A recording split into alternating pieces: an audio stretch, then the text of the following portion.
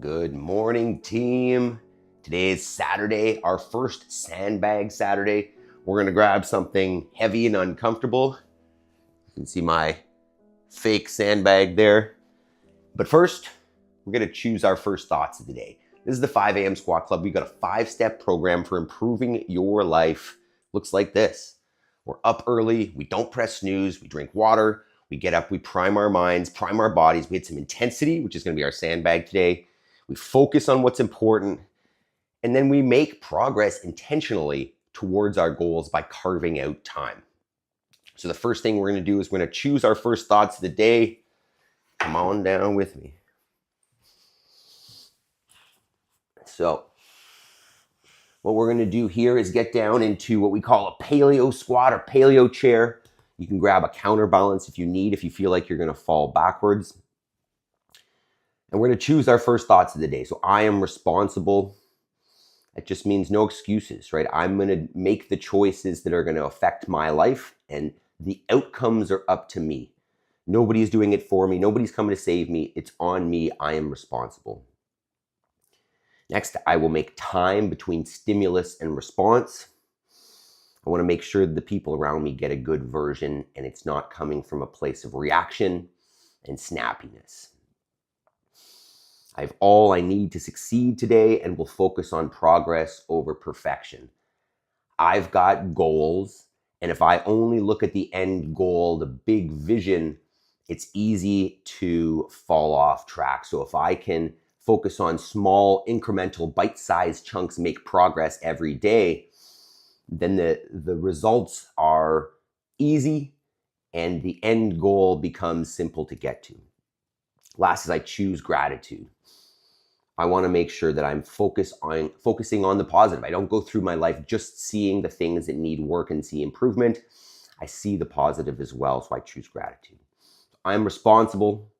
I'll make time between stimulus and response. I have all I need to succeed today and will focus on progress over perfection.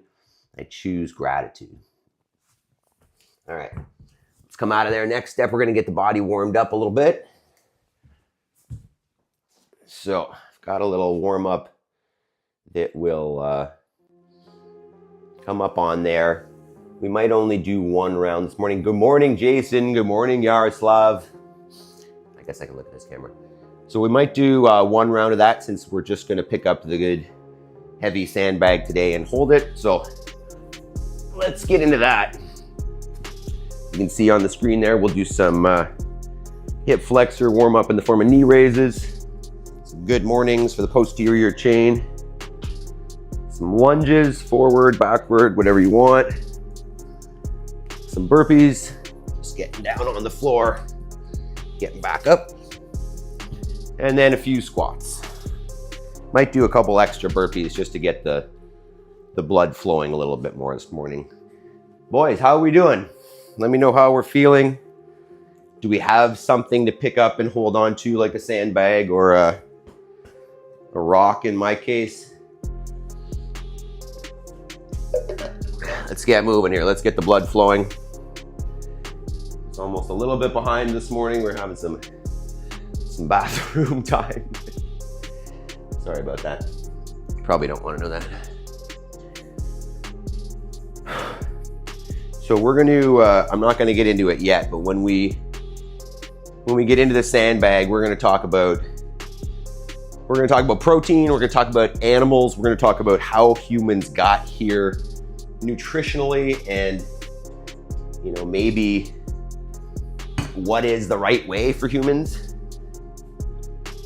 Maybe controversial, so feel free to make some comments and we'll have some discussion about it when we do our sandbag work.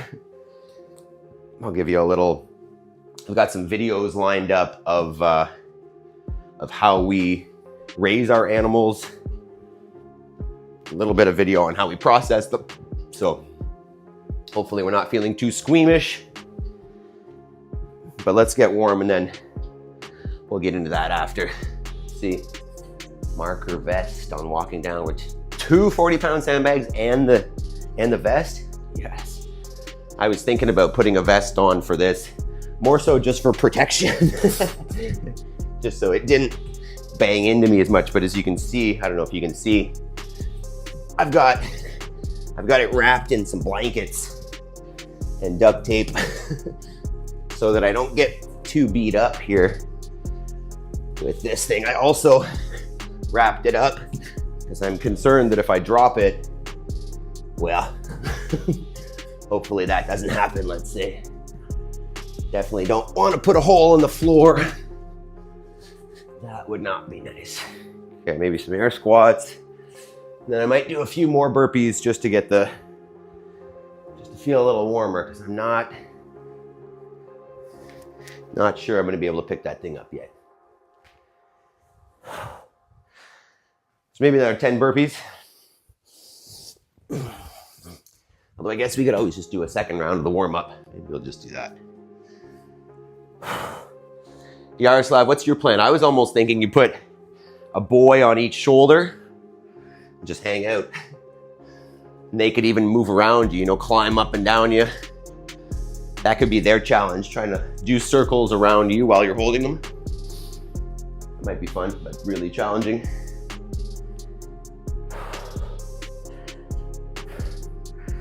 So while we're warming up, you could press the like button if you haven't already. Think about who you could share this with. My mom was asking me, hey, what do you want for your birthday, which is coming up in about a month? And I was like, I want you to refer people to the 5 a.m. squat club. And she was like, I tell all my friends. And I was like, how many of them come? None. We're getting there. Thanks, Mom. I appreciate it. I appreciate it. Oh shit, that dog's still outside. Just give me a sec. Forgot about her.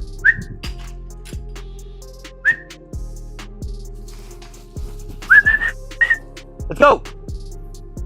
Or did I put her in here? Oh, let's go. No. Mabel. Sorry about that. She was, I thought she was outside, but she was in the kitchen. My bad. We're off track in the warm up here, but just keep moving. Get the blood flowing.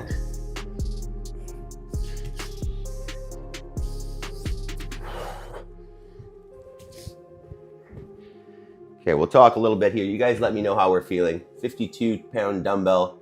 Both sons went to sleep late yesterday, so you're here alone. Hey, good for you for being here, man. All right. Let's start talking here a little bit about our intensity today. As you can see there, our goal is pick up a sandbag or something and carry it. Wow, I just realized the old punching bag. Oh my God, that's a good idea. I actually have one outside too. That would have been a much better idea, a big heavy bag. I guess it should be, maybe you can go grab that. That's a good choice, man. Because as you can see, I have this. Last night I am going to get a sandbag, but last night I went out. That's not the right one. What is that? Oh, right. Sorry, that's the weigh-in. I'll show you the thing here first.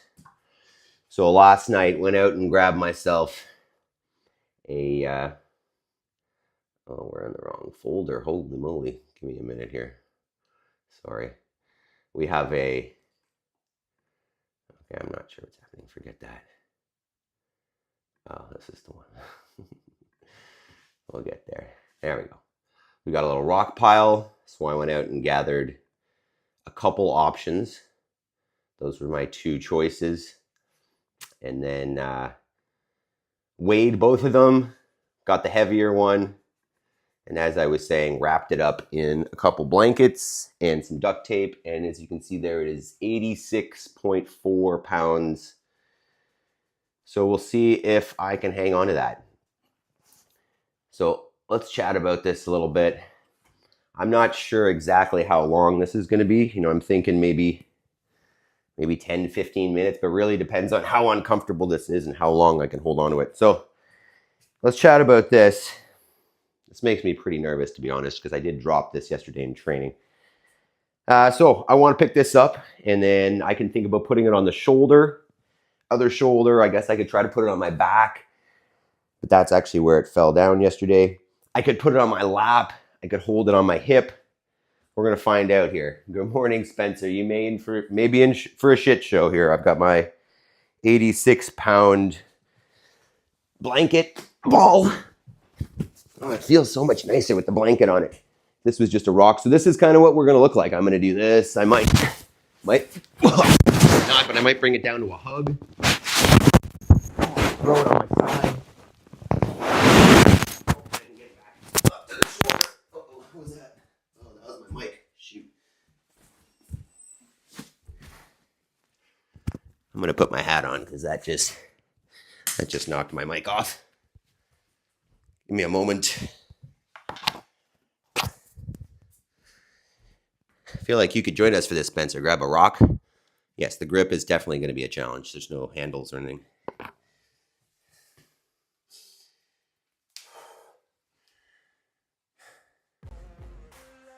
Put on a little music at least.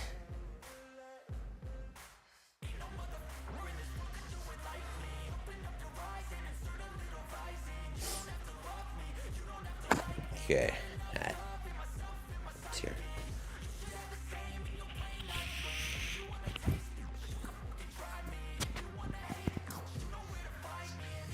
All right. Take two. Okay. Give me a thumbs up if we're feeling pretty ready. The farm hikes. Now we're gonna stay inside. I would go outside, but it's too dark, and it's gonna get pretty cold eventually. So we'll stay in here, and I've got some footage, some videos of the farm that we'll use to talk about our topic today. Okay, boys, if we're ready, let's get this going. I don't know how I'm gonna drink any water. I'll put this here. This might be awkward, but let's do it. Let's get some music on here. I'm gonna kill this one. We'll have this one here.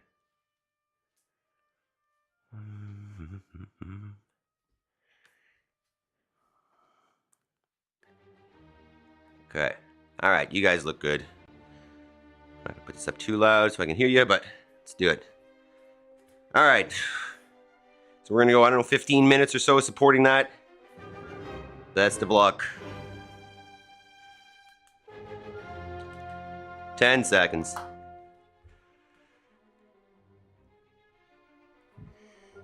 3, 2, 1. Go ahead. All right. Just let me know volume-wise if you guys can hear me. But we're going to talk about something today that is, we'll call it near and dear to my heart. You know, the reason that we've moved out of the city here into the country, 40 minutes from the gym, to raise our own critters. Right? I was raised in the city. You know, the typical city upbringing. I don't have any agricultural family members. It's not, there's no farming happening in my family. But I grew up in fitness. You know, I've been fascinated by fitness and working in fitness my whole life. And generally with something like that comes an interest in nutrition, because you want to optimize, right? I don't want to just work out. I want to improve my health. I want to improve my fitness overall. So so naturally took an interest in nutrition and food. And, you know, that started just as, hey, let's eat more protein. And then over the years, you know, became counting macronutrients, probably counted calories at one point, you know, doing all that kind of stuff. And so, yeah, we got 500 subs today, guys. Thanks to you guys. Thanks for the support. Obviously, I care more about who shows up here than the subs, but it is a pretty nice milestone. So, nutrition, I became more and more interested kind of in 2020, let's say. You know, we had a little bit of time off from work, we'll call it, to dig into this a little bit, and started learning more and more about how food is made. You know, maybe how we would have evolved. Maybe how food is marketed, sold, produced, the effect it has on the planet. all that kind of stuff, started digging in. And that led us to moving out here and to raising our own food. So I'll talk about some of the things that I've learned about the food industry, and then also why I think we should eat a certain way. So I have a lens that I kind of see everything through now, and I ask myself, how did we get here? What would humans have done in the past?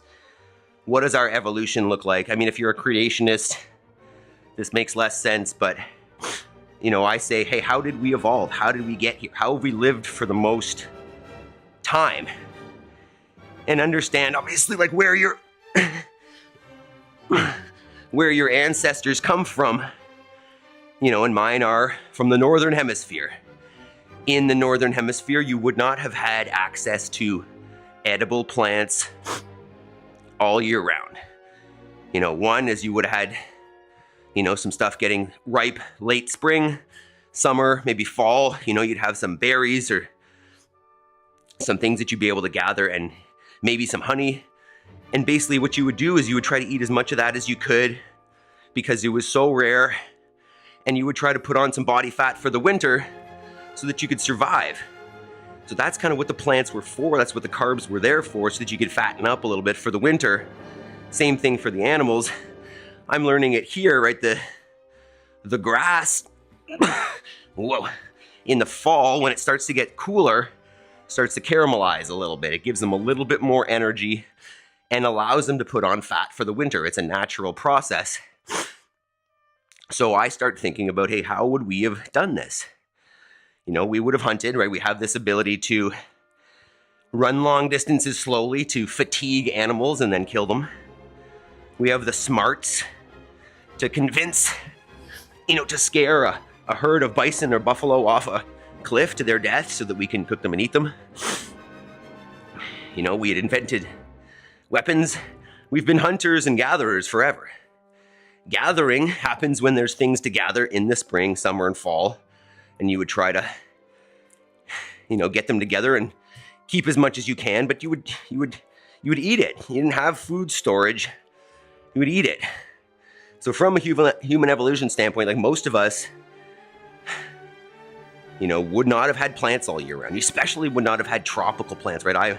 From the Northern Hemisphere, I never would have had bananas, avocados, pineapples, all that kind of stuff.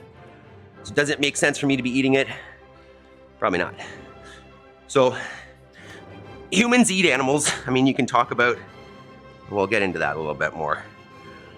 But there's three reasons, why people would consider something like vegetarianism or veganism. And I'm going to give my kind of arguments against that here. Now, the first one, well, the three, planet health, you care about environmental reasons. Human health, you just think that, this is better for us health-wise. And the last one is kind of a moral position, about the health of animals, and killing them and all that stuff. So first, the planet health. The way that we currently produce plants, and I'm learning this now because I'm here, oh my God, and the field next to me is a conventional farm, and the field across the street is a conventional farm, and the field next to me on the other side is a conventional farm, and I see the way that we grow things. Typically they're corn, soybeans, and wheat. Maybe not all for human production, but it is common that this is how food is grown, especially on a large commodity scale. The stuff that you're eating on a regular basis. So the way that it is grown is in a monocrop system, right? They plant hundreds of acres of one thing. Corn, soy, wheat. I don't know if we still raise cotton and whatnot in the States. And the problem with that is that never happens in nature. You're never going to find only one plant in a large area, because nature likes diversity. It likes to have multiple different things growing because they all provide different things for the soil. The second issue with this chemical agriculture, this conventional commodity agriculture, is the tillage and the plowing. So every year they go in there and cut up the ground. They run a plow through it or some discs, and they turn up the soil. They cut up roots. They kill all the microorganisms and the little critters that live in there, moles, voles, mice, all that kind of stuff. And then after that, after they kill all that soil, that land sits there fallow, is what they call it, with no plants on it, just a field of dirt. And I say dirt instead of soil because that's what it is at this point. But what happens is that dirt, when it rains or when it's windy, it erodes.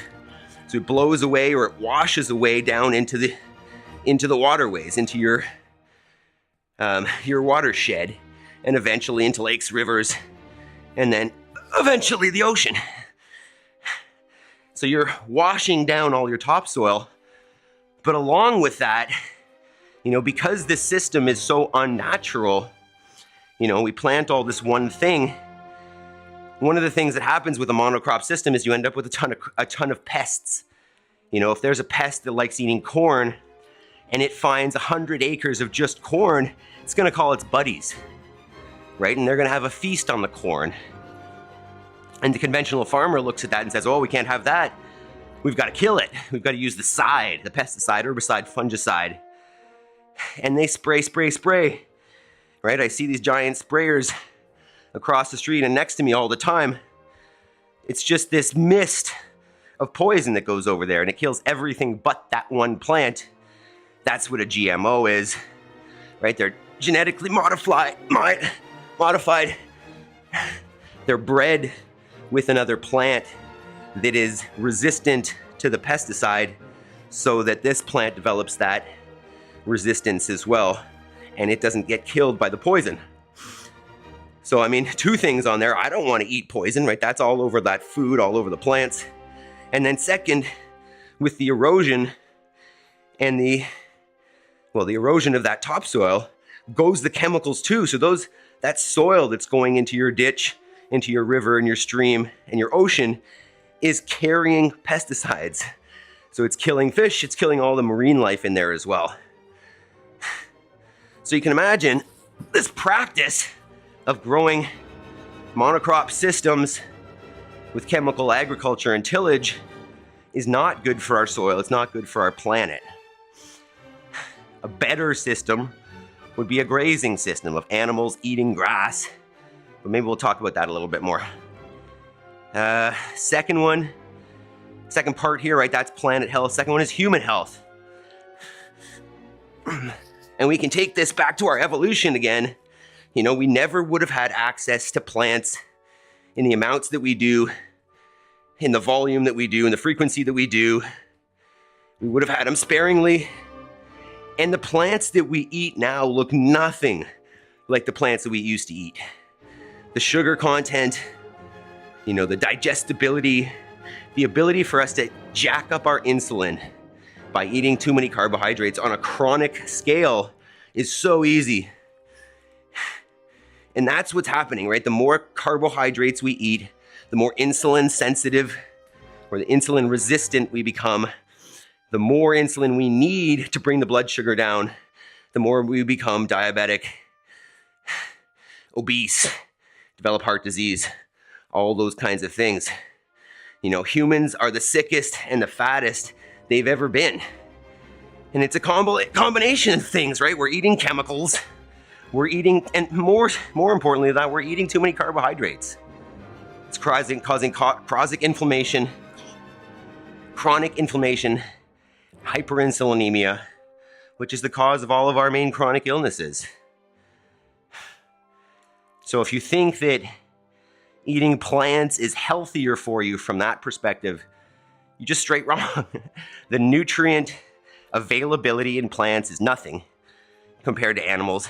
And if you think that you can get enough protein from soybeans and chia seeds and chickpeas that's going to be bioavailable compared to animal proteins, you are sadly mistaken. My wife is a naturopathic doctor, and oftentimes she will work with vegetarians or vegans, and they are almost always deficient in iron and anemic, right? It's almost impossible to get enough iron naturally from animal sources, or from plant sources, sorry. And you'll notice they're all full of supplements as well, right? The vegetarians and vegans, because you can't get enough bioavailable protein and micronutrients from plants. So sickness, lack of ability to be, you know, as healthy, for lack of a better term. And then, how you doing, Jason? Our food in stores generally is commercialized. Health is not goal. Absolutely, the health is definitely not the goal in most of the things we eat. It's profitability, it's convenience, it's ease of use. The last of the three here, the points that people would potentially use to choose vegetarianism or veganism, is the moral stance. This is where I've got all my videos. Right, so they think that they don't want to kill animals because they love animals. And I get that. I agree as well. The only animals I want to kill are the animals I'm going to eat. And that may sound bad to you, but what you need to understand is that in the type of agriculture I do, that's the only animal that dies, is the one that I'm going to eat. And it's got a pretty good life, which I'm going to show you some videos of as well. In the, jeez, this is getting uncomfortable. The chemical plant agriculture, what you need to know is those tillage systems, the pesticide systems, that's all killing, right? The word side, the end of that word side, means to kill. So if you think that those machines plowing up those fields aren't killing everything in the soil, and don't tell me that those things are not important because they're not as cute as a deer or a calf or whatever, because without those microorganisms in the soil, there are no deer, there are no baby calves, because they eat what grows in the soil, and nothing grows in the soil unless it has health, unless it has vitality, and it's alive. So in chemical plant agriculture, the number of organisms that get killed through those tillage processes and the chemical processes is a far higher number than the number of organisms that get killed for food to be eaten. And then you could say, and this is where I agree, you could say that the way that we raise animals is bad. And I agree, right? That's why I'm here. That's why I've moved out to this farm, because I know that we should eat animals from a health perspective and from an evolutionary perspective. And realistically, like, we've gotten here by eating animals. We never would have evolved this far and gotten this far if it weren't for bison and the animals that we were able to hunt and eat throughout our evolution. But back to the way we raise animals is pretty bad. I agree, right? This is a situation where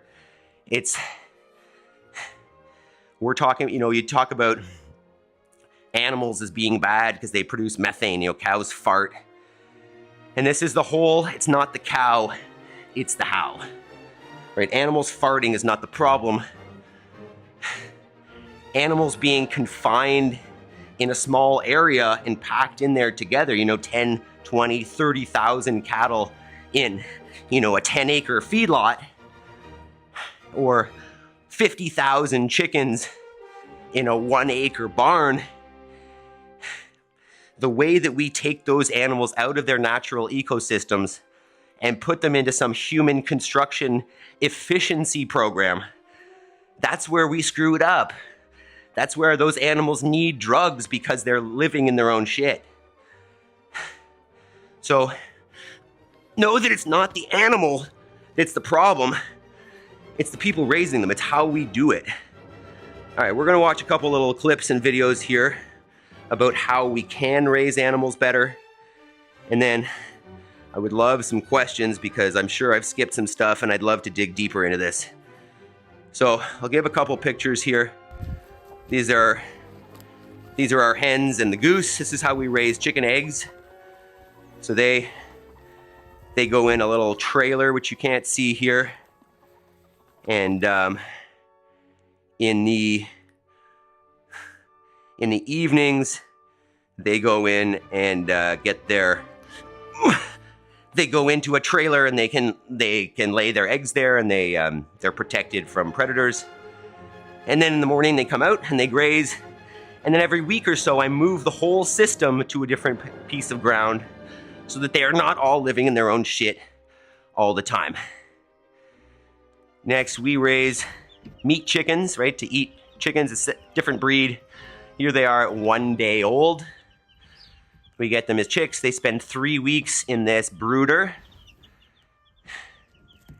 And then they move out, slowly move out to, they move out to the field where, this is not as easy as I thought it would be with the stone. Well, here they are at, I think, 17 days old. Almost 3 weeks. They grow very fast. These things have been bred to just be being animals. Yellow and cute. Oh, you can hear them. To, wow, white and not so cute. And very, very hungry. There you go. I didn't crush any there, but the next step, once they're 3 weeks old, they come out of the brooder and they go into that thing which I call a chicken tractor. It's basically a big cage with no bottom, so they have access to the grass and the bugs and anything that's on the ground there. See them, they're pretty cute, 3 weeks old, still somewhat vulnerable, but much better. And then what that looks like, this is heavy, is they get moved. Let's see if I can find a moving video. Like this. I take out all the feeders, waterers, sometimes maple helps, as you can see, and they get moved to a new section where they're not sitting on their own poop anymore. They've got new bugs, new greens, all that good stuff. This is me yelling at Maple because she's not helping.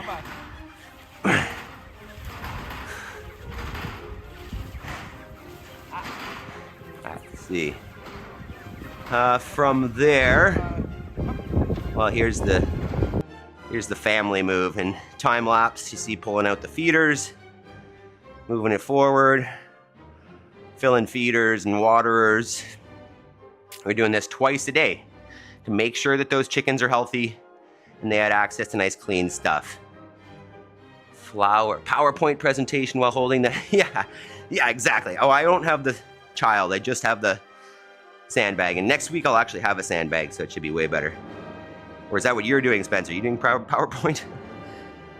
Okay, so they get moved, and then at about, here, this is just, we can see them, you can see how clean they are, how happy they are. This was a couple days before they had their moment in the sun. As you can see, they grow pretty fast and they get pretty big. And then on their last day, we pack them up into crates. Lunatic farmer, that is definitely me. This is some regenerative ag is what it's called. Joel Salatin is the lunatic farmer. He's the godfather of this. But they get packed in. So you can see my lovely assistant. And then we have in the past had, we've processed them ourselves, but currently in our stage of life, we hire a trailer. Sorry, that's loud. A trailer that comes over and they process the birds for us. That was the scalder. So they go in there and they go through some warm water and their feathers come off easier, and then they go into the, if you don't like this, you can look away. The next is the plucker, where they spin around and lose their feathers after they've been heated up. This last one will be the most vulgar if you're uncomfortable, where the boys get to removing certain parts, the heads, the feet. Sorry about that if you don't like it. And then they go into a bucket of cool water. A couple more pictures here to be packaged up. First into coolers. Oh, this sandbag is nice. And then from there, they come inside and they get packed into freezer bags. Good morning, Jody. You got a sandbag or something you can grab onto? So then we pack chickens, and that's basically that for the chickens. We don't eat, I personally don't eat as much chicken. I am more of a ruminant meat kind of guy. It's healthier, but the girls like chicken, so we raise chickens.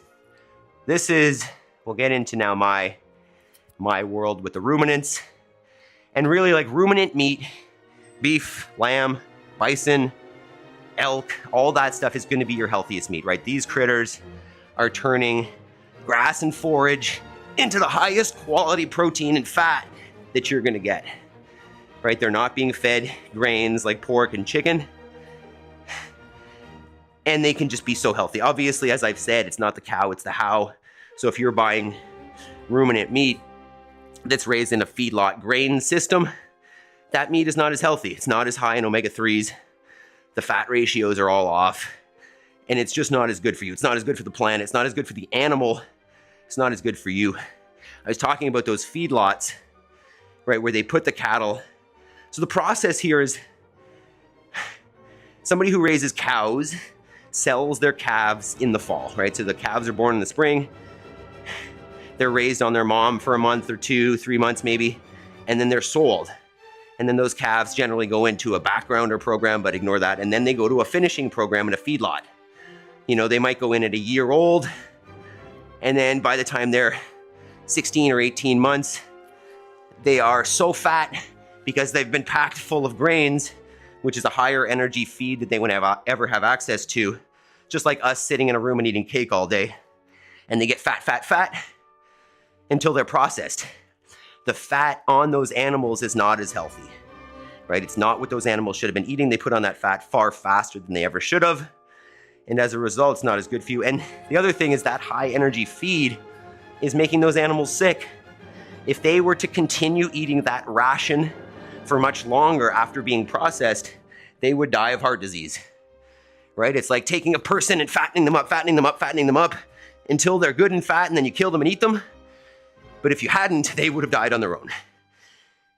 So let's talk about ruminants a little bit here in my world.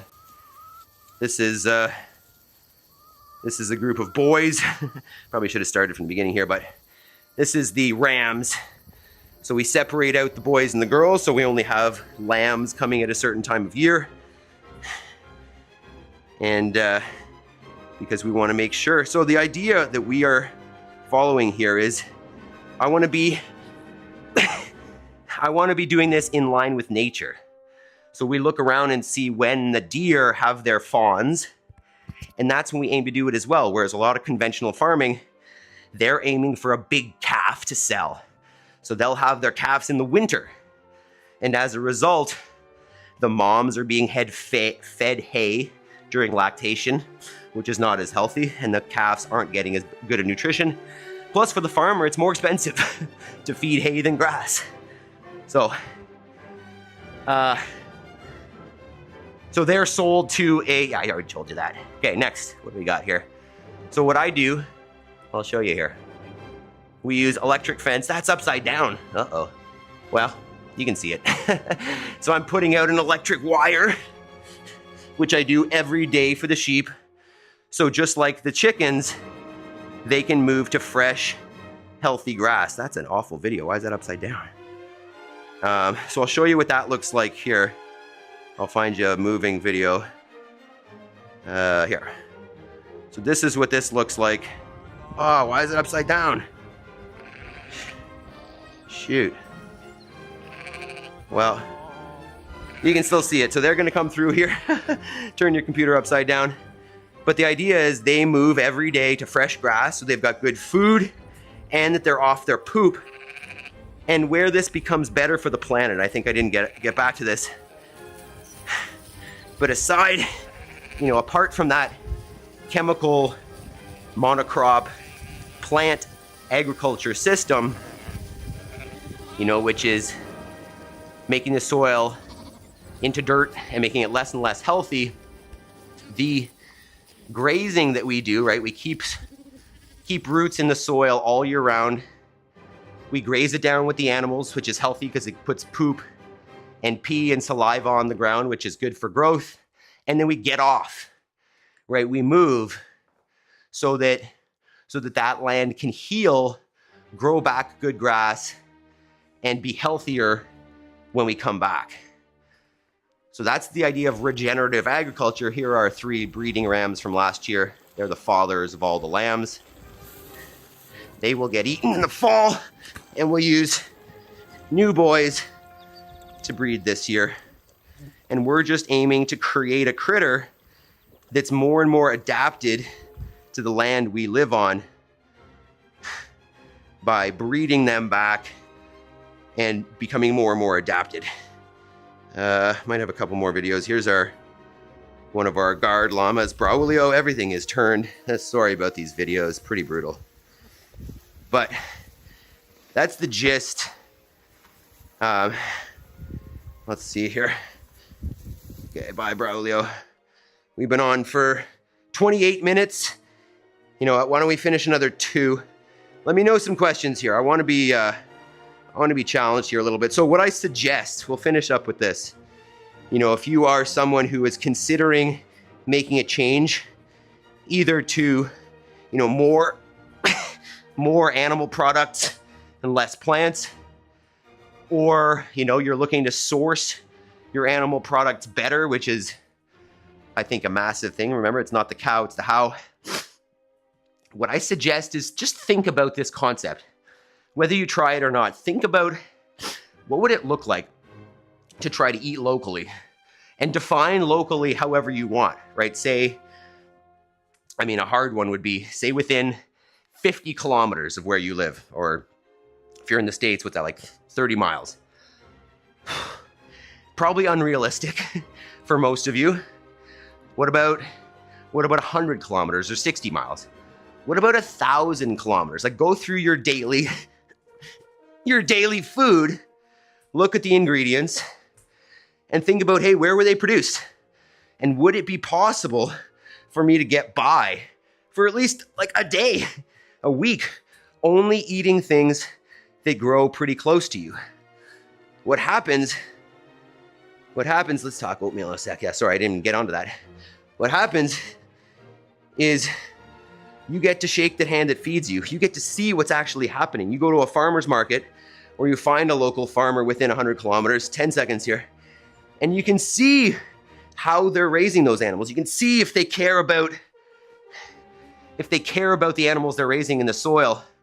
All right, we're gonna put this down. 30 minutes, great job. That was unpleasant. I got sweaty for sure.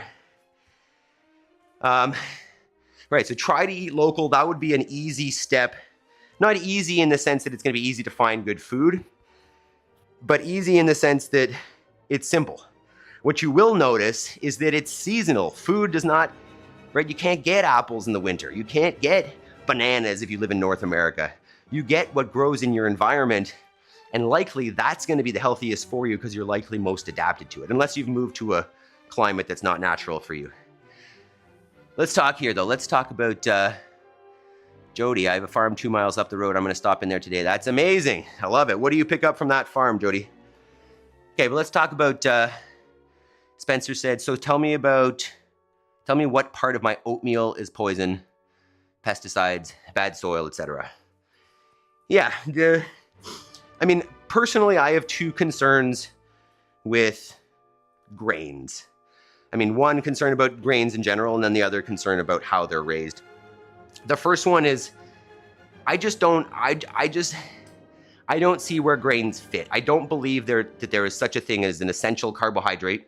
I mean, I've seen good examples, and Jody, I think, is one of them, that we've seen a good deal of people who will do well and thrive on a carnivore diet. And I'm not saying that you need to do that, right? I think I'm moving more and more towards this local seasonal model. You know, local seasonal unprocessed, call it. That would probably cover most of my bases. But grains, you know, I see it now, right? Oats are grown around here, Spencer, and oats are grass, just like wheat, just like rice. And grasses, in my opinion, are ruminant feed, right? Those animals out there, which you can't see, they can go out and they can eat grass and forbs all day, and they can turn it into high quality protein and fat. Whereas humans don't really have the ability to do that, right? I can't take green grass and take the energy and protein out of it and turn it into lean muscle. I don't have the digestive system for that, right? These ruminant animals have multiple stomachs, they regurgitate it, they re-chew their cud, and they're able to break down and extract the nutrients that are necessary from it. Whereas we don't have that system, right? Like, we're not built like that. We got teeth. I mean, those ruminants, they have teeth on the bottom and a hard palate on top. They can't bite through things that we would need to. And so for me, it just doesn't make sense, right? If I can eat an animal and get all I need out of it, why am I going to go eat something that's just less efficient and probably going to cause me digestive issues? And then the second one is, like, am I going to be able to find, it comes back to this monoculture agriculture business that, if we can probably move on from this, if it's being raised in this way, even if it's, there are organic systems that are growing grains, and but it's still, like, organic is not what we think it is either, right? Organic just means that they're using different sprays, and they're probably using more and more tillage and plowing because they're not using the sprays to kill the pesticides. So organic is not necessarily as nice as we think it is. So, those two points, first from a standpoint of, like, we don't need to eat that stuff. I can eat far more efficient foods for giving me the things that I need in the form of meat. So I don't need, and then the carbohydrates. This is the big one too, right? A big reason why North Americans are so gigantic. And obviously, Spencer, you are not this person. You take care of yourself. But in general, right, if you don't do that, the excess carbohydrates, that's what's causing the diabetes and obesity epidemic, right? It's not fat. It's not sugar. It is sugar, right? It's any kind of carbohydrates that we're consuming chronically in a way that our ancestors wouldn't have had access to. And if they did, like, they would store it. They would never try to consume it all at once.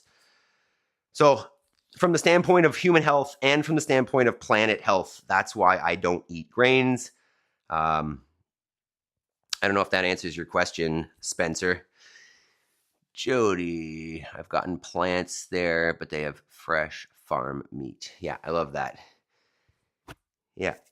And as I'm saying, I don't not believe that, we are omnivores. I think there's a lot of evidence to show that we're not, and that we are carnivores based on our stomach pH and, our teeth and our history. But I don't think we need to be exclusive and just eat animals. I don't think there's any problem with that, and I think you do very well with it. But I don't think that we should be eating processed, pesticide-laden, monocrop grains, and especially just in the quantities and frequency that we do. I think that there's this misconception that vegetarianism and veganism is better for you, better for the planet, better for the animals, and that's propaganda. Like, straight up, you've been lied to. And I don't mean to call you out. I used to believe all those things as well, and I'm only learning it because I'm in it. I'm literally out in the thick of it, seeing how it's grown every day and doing it myself. So you don't need to go and, Jody, I like that. We're going to get into Jody's question about grass-fed, grass-finished, and the concept of greenwashing. We still got to do push-ups here. Holy shit, I forgot about that. Okay, so let's start setting that up, and we'll chat about this a little bit more. I don't remember what I was talking about, but I will talk about greenwashing. So Yaroslav says, I love your farm and your approach. Way to go. Unfortunately, nowadays, good food is usually the food you grow and make on your own. Even local farms, it's really hard to trust them. Yeah, that being said, Yaroslav, like, I would take that local farm over your grocery store any freaking day, right? It's locally, you're getting a little bit of that soil, which is native to you, right? Listen to this, like, you are your soil, right? The things that you eat are grown in soil in one way or another. and your microbiology, like the place that you live on and your microbiology, like they're the same, right? You go out and you touch that dirt and you play with that dirt, you become the same. You share, you don't need to be there. You share microbiology with your soil. So if you're eating food from halfway across the world, like that's just not, it's not adapted. You're not the same. I mean, we can talk about other things here. We can talk about environmental degradation. You know, we talked about plowing and chemicals, but you could talk about this from the sense of like when you transport food, you know, unless it's dehydrated, you're paying in the environmental tax because you're using all of that fossil fuel to transport it, and you're transporting water. Can you imagine that? Like we are draining aquifers all over the place and having droughts and forest fires because we're moving water across the country, right? Like if you buy tomatoes from California and you live in Canada, like you're transporting water. A tomato weighs nothing if it's dehydrated. I know. There's just so many issues with our food system. Let's talk. Let's do this. Okay, so let's get set up for push-ups, and we're going to talk grass-fed, grass-finished. I had a towel here, but I don't seem to know where it is now. Oh, it's in here. Okay, so today we've got our, I think it's 55 push-ups for me today. Hopefully you guys are still on this. One more than yesterday. Maple, go. We'll talk about grass-finished during the push-ups here. All right, Maple's going to go away. Okay, so Maple, go. Great. Hopefully we're not too cooled down, not too stiff from yesterday. Grass-fed, grain-finished. Yeah, we'll talk about all of it. Let me just see here. I appreciate your talk and everything you were saying makes logical sense to me. I'm typically someone that takes in info and just experiment on my own. I think I've had issues with too much grain. Yeah, Spencer, that's perfect, man. Like that's the only way to do it is you got to find out what works best for you. And also like, you know, optimal health is one, but realism is the other, right? Like what am I actually going to be able to maintain and keep and do that's not going to have me fall off track and, you know, crash and burn and become a piece of shit. So we're going to talk about grains and whatnot here, and I will completely lose track of my... Jody, how about we'll do push-ups first, and then we'll talk about that, because that's a near and dear one, so I want to talk about that. That's what the local farm near me said about... yeah, we'll talk about that, if you don't mind waiting through push-ups here. Hopefully you are doing push-ups as well. Let's get on this. Okay, so remember the protocol.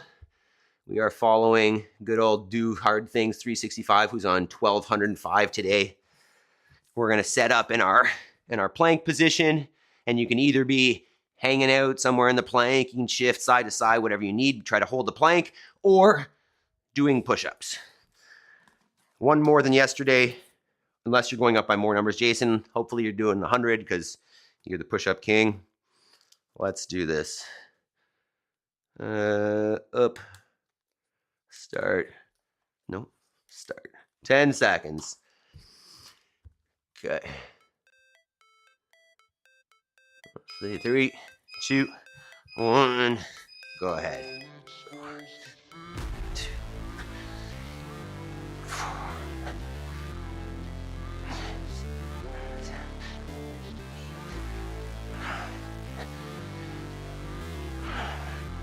12, 13, 15. Dog got away. Uh-oh.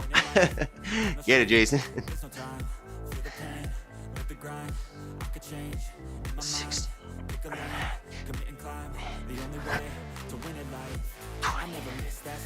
Oh, that was a big set. Nice. That's a good idea, Jody. I'm definitely feeling a little stiff for the push-ups, too. Not a bad idea. Not a bad idea.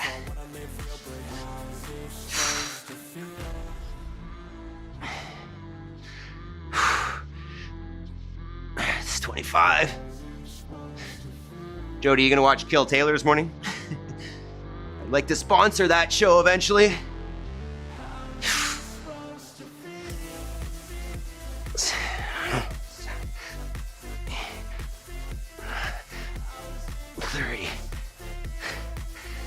It's 30. How are those push-ups going, Yaroslav?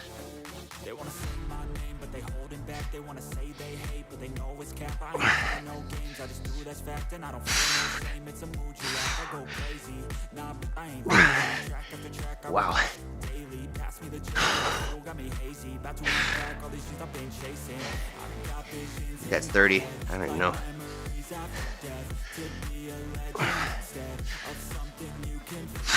I'm living up every breath. I'd rather lead than be led. I'll fill the seats as I spread with every word that I said. 35.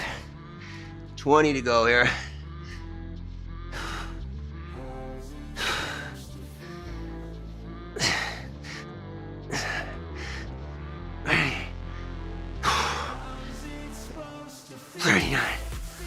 Wow.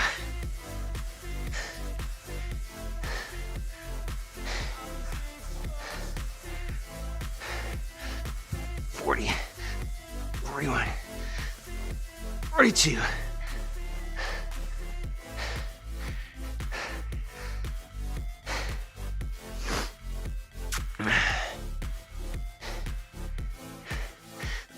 Three, 44, 5.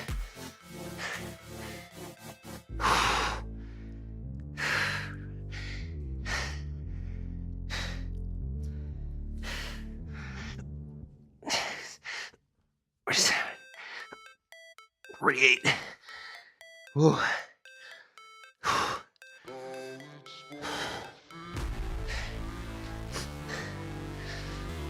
49. 50. 1.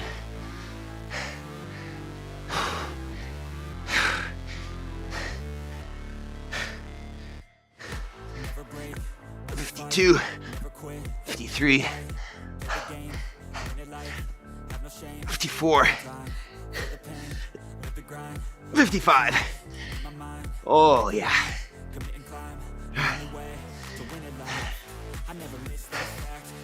How are those push-ups going?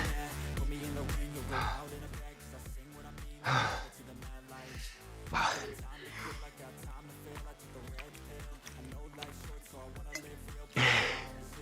All right. I'll chat while you guys are finishing up, if you haven't already. So Jody was asking, what does grass-fed, grain-finished mean? So this is a topic that I love, Jody. In regenerative ag, we call this greenwashing, where the conventional commodity system co-opts a term that was created, to show a healthier process. But then the industry sees that the consumer likes that term and that goal, and they put that term on their product without changing a whole lot.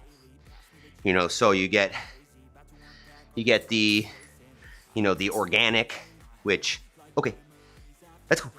I mean, organic sounds natural. It sounds like, hey, that's the way that nature would have done it. So they take that term and they create a bunch of rules that just say, hey, organic means this. That, we can't do this, but we can do this and that. So we'll talk about a couple terms here then. We'll start with grass-fed in general.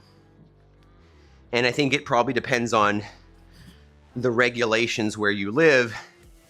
But in a lot of places, grass-fed just means that they need to be eating something that came from a grass plant. So oftentimes what they're eating is something that's called corn silage. So they take a big machine and they go and they take the corn plant and they just mow it down and mulch it. So the whole plant, including the corn ear and the stalk and all that, it just gets ground up and then it gets fermented a little bit, and that's corn silage. So a grass-fed animal can be one, and very likely is, especially if you're getting it from any kind of commodity system, it lives in a barn its entire life, and they bring grass products to it. As I'm saying, grass is generally a mixture of ground up plants. Is that a good ration for an animal? Not bad, right? Because they're getting the whole plant. They're not just eating dried corn, which would be too high of an energy source. But that being said, they would never have access to just corn in that quantity as well. And my big concern is the fact that they're in the barn, right? Animals are meant to be out grazing, especially ruminant animals. We evolved with ruminant animals, right? I was hearing a podcast the other day and it really opened my mind to this idea of humans playing, right? Play would have existed as a result of giant herds of bison coming through and mowing down some grass. And then in that time, you would have been able to go out and not fear that there was a mountain lion hiding in the grass next to you because you could see around. Think about that, right? The bison would come through in enormous numbers and mow and pack down to a point where it looked like there was no forage remaining. And you could go out and play, and you could go out and relax and not just live in that state of stress that early humans would have lived in. So Jody, to take that to the next level, grass-fed, grain-finished. I mean, it depends on the context, but likely those animals were raised out on pasture until, you know, that point where the farmer's process calls for finishing. You know, most of the animals that we are eating, especially beef, are about 18 months old when they are slaughtered. So that animal probably goes into the feedlot to be finished, and that's when they feed it grain, Jody. You know, maybe around 14 months, maybe 15 months. It might be there for 90 days. And in that 90 days, they pack so much grain into it that that thing might put on 200, 300 pounds.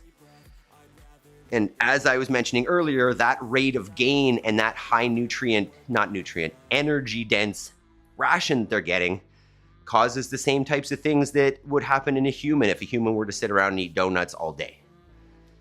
So personally, Jody, grain finishing is not the way that I want to eat anything.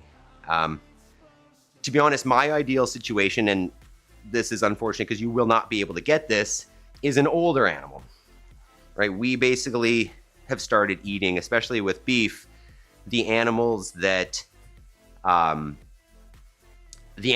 kind of done their cycle, right? They've bred and they've produced calves for a long time. They've had a good life. And then, you know, you give them a year to not have a calf and just live in luxury and get nice and fat, and then we eat them. To me, that's the best animal. I mean, they've done their job, they've had a nice long life, and they're far tastier. So you may not be able to have access to that, but if you can get in contact with a farmer, you know, and really start developing a relationship with them, you know, you might have access to something like that. There are obviously resources. Regenerative agriculture is what we're talking about here, right? Regenerative meaning I'm trying to bring the soil back to a place where it's healthy. We have degraded our resources in, well, I don't know, I'm assuming everywhere, but at least North America and Europe, through years and years of chemical agriculture, our soil is not what it used to be, right? Our soil is mostly dirt that we need to spray chemical fertilizers on to be able to produce anything. So if you can find someone, and you know, there are websites about this, there are becoming more and more that are starting to conglomerate resources where you can find regenerative foods. But if you just start searching it on the internet, there are more and more farmers getting into this and really getting back to nature, right? Moving animals around, calving and lambing in sync with nature, and in essence, producing healthier and healthier animals on healthier and healthier soil to produce food for humans. It's healthier and healthier. Okay, we've been blabbing for a while. Let's cool this down a little bit. I haven't done many plugs here today. Remember, like the video if you're here, give the press the thumbs up. And we've got our community on school where we will be starting Monday in a couple days, 6 a.m. for our Momentum Mondays, where we'll get together, set goals, break them down into manageable pieces, and accountability. We're going to check in on each other to make sure we're making progress, because what I've seen is accountability is the biggest piece towards you getting to your goals or not. Let's do a little bit of recovery. Yeah, Jody, Googling regenerative farms is probably going to be your best bet. It's tough, right? Because, you know, just like you were saying there with, you know, grass-fed, grain-finished, or any of those terms, right? Organic or grass-fed or whatever. It's hard to know what exactly that means unless you start diving deep and you start learning about these things. because you don't know what questions to ask if you don't know what questions to ask. You know what? You could go to the farmer's market and say to a person raising poultry, "Here, there's these free range," because I've been told that free range is a great thing. And they'd be like, "Yeah, free range. What does that mean?" It just means that they're not in a tiny little cage. They could still be 30,000 chickens in a small barn, but those chickens can move around, so that's free range. It doesn't mean that they've ever seen the light of day. So it's unfortunate that the terms are very misleading nowadays, and that you need to be an extremely informed consumer in order to get what you think that you're getting. But, here's my tough love. What's more important? This is the way that I see it, is if you care about your health, right? Like, if you know me well, you know that I don't buy fancy things, but I will spend a fucking arm and a leg to get myself a few cows that I know have been raised in the way that I want to raise them, so that I can have the right family for my food for my family, because if you don't have your health, what do you got? And I know that most of us are not thinking about soil health in terms of our health, but they're the same, right? The more we keep doing this conventional chemical agriculture, the less the future generations are going to have access to nutrient-dense food. So I know that this is not necessarily all of our topic of interest, right? We're here to exercise, but there's so much more to it, right? You can be an exerciser and a healthy person, but you could also be like a informed consumer who has a positive impact on where this planet is going. All right, blah, blah, blah about food. It is time to do your most important work. Set aside an hour, make progress towards that goal. Maybe your work today, because, family health is your main goal. Maybe your work today is sourcing food. Maybe it's finding some local regenerative farms, or regenerative farms that are a little further away that ship. Obviously, local is going to be better, so that we're not transporting water around the country, but better that than buying some crappy food that's been transported all around the country. It's all a spectrum. It's all about moving in that better direction. Obviously, if your goal is not that, or you've already got your food sourced and all those good things, then maybe you're sitting down to start on your side hustle so that you can quit your 9 to 5, so that you can start doing the thing that's important to you in life, because life is too damn short to not. Maybe you're reading a book. Maybe you're learning a new skill. Still walking around with the ball. Yes, Jody, you're going to need a heavier ball for next week. Maybe you can go find yourself a rock and wrap it in some blankets too. I'm going to do a sandbag. What are some other options? I was thinking, to be honest, about just taking my backpack and throwing some dumbbells in the backpack and holding it like that. Unless this was good and challenging. I mean, that's great. You were a little bit late on here, so we did 30 minutes. So see how that feels after 30. Okay, you guys make this bearable. I appreciate this so much that you guys are here. I really love you guys. Tomorrow we've got our active recovery day. Obviously, if you're feeling fantastic, I'll give some options for going harder tomorrow if you'd like. But I'm definitely going to take a nice active recovery day. Just get the push-ups after the workout. And we've got a lot going on. I'm actually going to be on a podcast today. It won't be out yet. I think that'll be probably a couple of weeks. It's actually a grazing podcast. So if you're interested in this topic, I'll share that link when that podcast comes out. But it'll be a lot about agriculture. And I'll plug the 5 a.m. Squat Club, obviously, as well.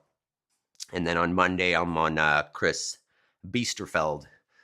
Literally had zero time yesterday, but today after work, I will find a better implement. Yeah, of course.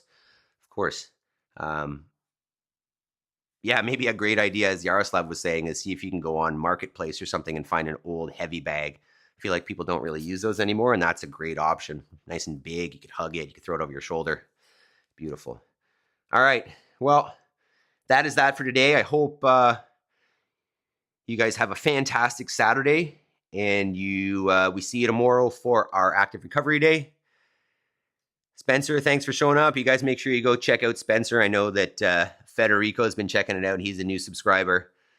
Great to see you guys. Enjoy your sleep, Spencer. Get some food in. Get your nap. And have a great day, team. You guys are awesome. Let's go.